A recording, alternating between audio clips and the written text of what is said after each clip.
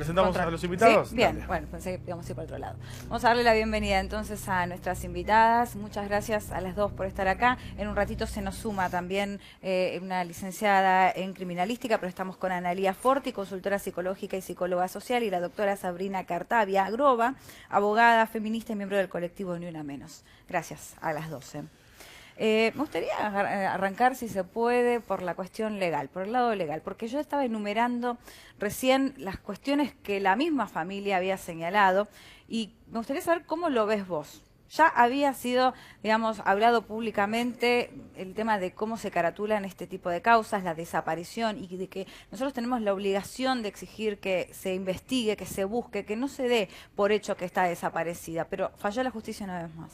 Falló la justicia una vez más y en este caso me parece que es muy importante resaltar que en este mismo territorio, en San Martín, en ese mismo lugar ya había sucedido algo similar. El caso de Melina Romero es de este territorio y justamente presenta un montón de similitudes en las fallas de la investigación. Y acá tenemos que hacer un hincapié muy importante en el rol de la justicia para investigar este tipo de casos. Si es que los fiscales, la policía, están debidamente capacitados, nosotras desde Ni Una Menos creemos que no se le está dando la entidad suficiente al tema, que los organismos que son los encargados de elegir y evaluar a las personas que son parte de la magistratura, ¿sí? Jueces, fiscales, no evalúan este tipo de cuestiones y tampoco trabajan con perspectiva de género. ¿Y por qué es importante trabajar con perspectiva de género? Y esto no es algo que se nos ocurra a nosotras desde Ni Una Menos, sino que es un mandato legal y constitucional que tiene la Argentina, porque justamente en este caso vemos que influyeron muchos estereotipos.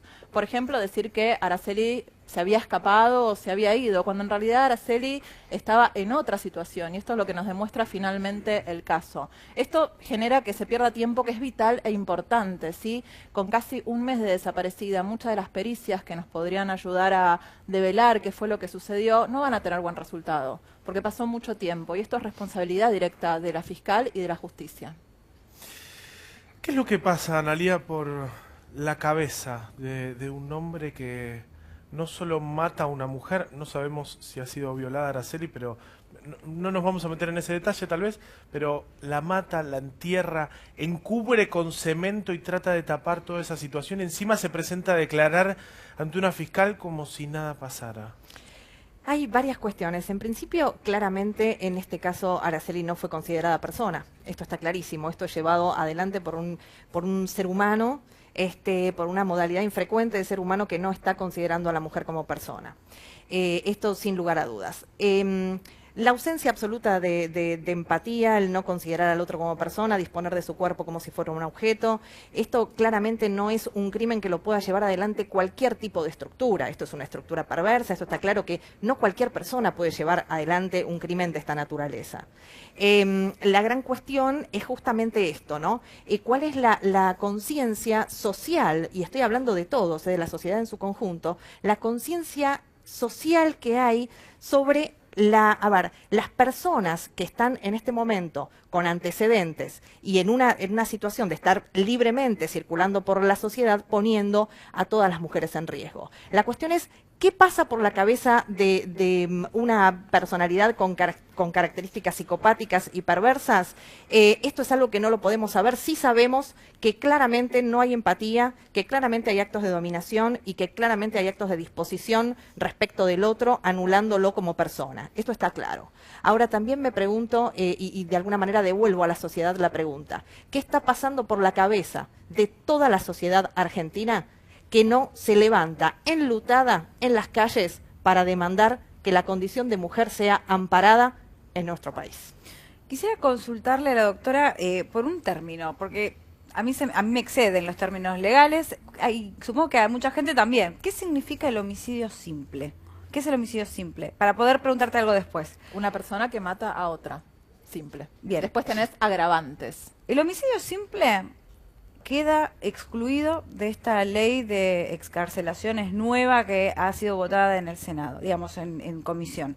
Sí. ¿No? Lo han dejado aparte. Entonces digo, seguimos dejando a un costado el homicidio simple, el doloso, el homicidio como vos quieras, matar a una persona y ni hablar del femicidio.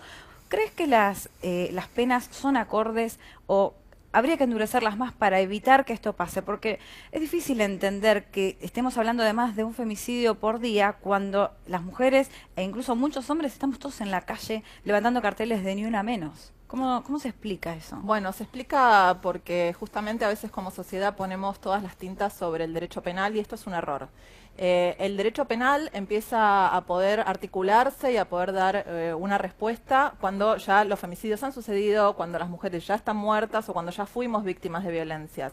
Nosotras desde el colectivo Ni Una Menos estamos en contra de esta mirada que es una mirada que simplifica las cosas de una manera perversa y peligrosa, porque nos hace creer que endureciendo las penas o con esta última ley que sacó el Senado de recortar las garantías y las posibilidades de salidas transitorias, se pueden mejorar las condiciones materiales de la vida de las mujeres, que son las que posibilitan este tipo de crímenes.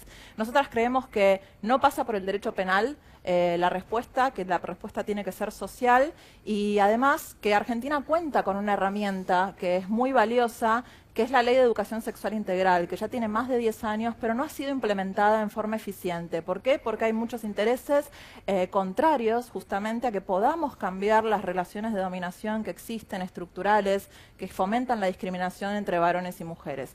¿Y por qué hablamos de la educación sexual integral desde Ni Una Menos como una herramienta que tenemos que exigir socialmente? Porque justamente, si bien en lo simple o en un nivel superficial podríamos pensar que es una ley que sirve para evitar embarazos no deseados o evitar enfermedades de transmisión sexual, lo cual es muy loable, bien pensada y bien encarada, es la oportunidad que tenemos de discutir desde el nivel inicial, pasando por la primaria, la secundaria y la universidad, las diferencias existentes, las diferencias sexogenéricas y la valoración de las mismas para evitar la discriminación. Nosotras no creemos que el derecho penal o el endurecimiento de las penas vayan a evitar los femicidios. De hecho, tenemos una ley que condena el femicidio y eso no salva la vida de las mujeres. Claro, pero son liberados antes de tiempo. Yo estoy de acuerdo en la parte de la educación sexual, pero digo, si cometés un delito, tenés que cumplir la condena. Digamos, los violadores está demostrado que no vuelven o sea, que vuelven a cometer algún tipo de abuso parecido. A ver, ahí apóyame vos, Analía, porque lo hemos escuchado muchas veces, que los violadores salen y vuelven a cometer algún tipo de delito relacionado. Sí, creo que las dos comparten verdad en lo que están diciendo, ¿no? Por un lado, comparto plenamente lo que dice la doctora, no se puede cargar la cuestión solamente en la cuestión penal, porque sucede esto. Cuando hay una muerte, entonces a partir de ahí es la cuestión.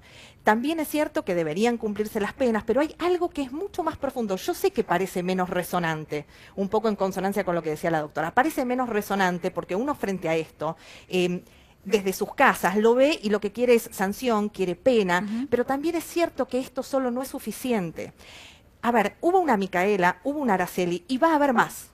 Va a haber más. Si el cambio no es cultural y si la sociedad en su conjunto no se compromete con esta cuestión.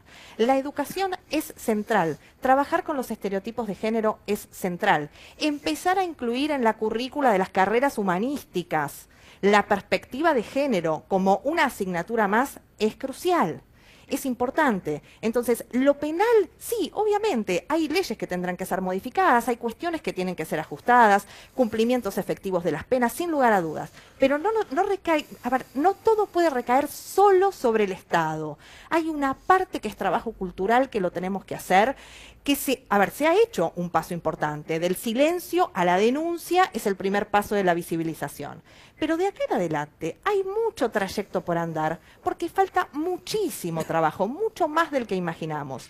Hay mucha más tolerancia a las diferencias de género, a cuestiones, a estereotipos que están instalados socialmente. Hay una tolerancia mucho mayor de la que creemos. Recién empezamos a asomar con el trabajo en esta cuestión. Nos falta mucho por andar y lamentablemente en ese trayecto, si no se hace con compromiso de toda la sociedad en su conjunto, incluido el Estado, que no puede mirar hacia otro lado, va a seguir habiendo Micaelas y Aracelis.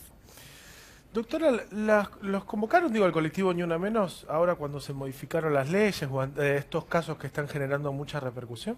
No nos convocaron, pero nosotras fuimos a exponer al Senado, presentando nuestra postura y exigiéndole a los poderes que no den respuestas torpes o apresuradas, porque justamente este momento y el crecimiento de la violencia de género y también de la respuesta social, es muy importante señalar que en la Argentina tenemos una creciente movilización social que repudia estos hechos, que no los quiere tomar como algo natural, y esto es algo que más allá, digamos, de la tristeza y el dolor que nos provoca esto, hay que celebrarlo, porque casos como esto en otros lugares de América Latina se dan con naturalidad. Tenemos los casos de Ciudad de Juárez, donde las mujeres desaparecen y aparecen mutiladas, y la sociedad en esos lugares lo naturaliza y no se moviliza.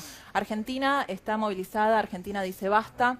Entonces nosotras nos presentamos en el Senado exigiéndole a nuestros representantes que estén a la altura de las circunstancias y que empiecen a brindar respuestas que sean integrales. Les pedimos que el ímpetu que ponen en modificar el Código Penal lo pongan también en exigir que, por ejemplo, tengamos recursos para las políticas en contra de la violencia de género, que la educación sexual integral efectivamente sea una realidad en todas las escuelas de nuestro país. Eso es lo que estamos exigiendo. Hay un tema también que tenés toda la razón y pienso, digamos, educación sexual integral está bárbaro, pero ¿qué pasa cuando ese chico que va al colegio y le dan un montón de herramientas, va a su casa y tiene una referencia que no se condice con lo que está aprendiendo en el colegio? Porque, digamos, en casa es la primera de las enseñanzas que tenemos que recibir. ¿Cómo se puede hacer? Porque ahí va a haber un problema en ese lugar. Bueno, estas falencias están, digamos, en todos los lugares, no solamente dentro de las casas. Los medios de comunicación son también responsables y todos tenemos que tomar nuestra cuota de responsabilidad si queremos cambiar esta realidad.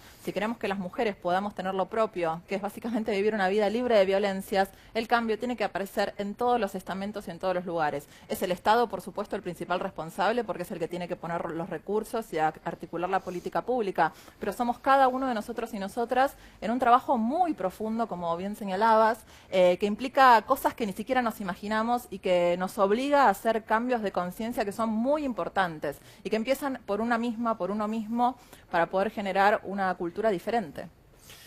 Yo retomo un poco lo que decía la doctora y lo engancho con lo que había dicho antes, ¿no? Esto que pasa en México, que vemos que las mujeres aparecen asesinadas, pero que acá estamos viendo padres que dicen, no quiero que me pase otra vez. Y ya estamos empezando a acostumbrarnos a eso. Y me parece sumamente peligroso que nos acostumbremos a que esto tenga que ser algo normal, algo de todos los días. Insisto nuevamente en que me parece que se tiene que convocar no solo a una mesa de diálogo, sino sentarse en serio y ponerse a laburar más allá de lo mediático o lo del momento. Esto es algo que, como te contaban ellas recién, más allá de algo, una resolución rápida que pueda haber a nivel legislativo, va a costar mucho tiempo de trabajo, porque si es educación lleva mucho tiempo, pero me parece que tenemos que tomar cartas ya porque las están matando, las están matando. Gracias a las dos. Gracias a las dos. A ustedes. Vamos a tomar contacto con imágenes en vivo y una información urgente.